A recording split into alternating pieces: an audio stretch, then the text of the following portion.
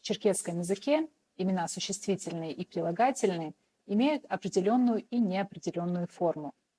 Теория определенности и неопределенности показывает отношение говорящего и слушающего к предмету речи. Если предмет разговора известен слушающему, тогда используется определенная форма. Если нет, тогда неопределенная. Эта особенность имен выражается наличием или отсутствием окончаний. Показателем определенных имен являются окончания «р» и «м», которые выступают одновременно и показателями именительного и эргативного падежей. Всего же в черкесском языке 4 падежа. Давайте посмотрим на примере. Уинна – дом. Неопределенная форма. Здесь мы говорим про какой-то любой дом. Уиннер – здесь уже определенная форма.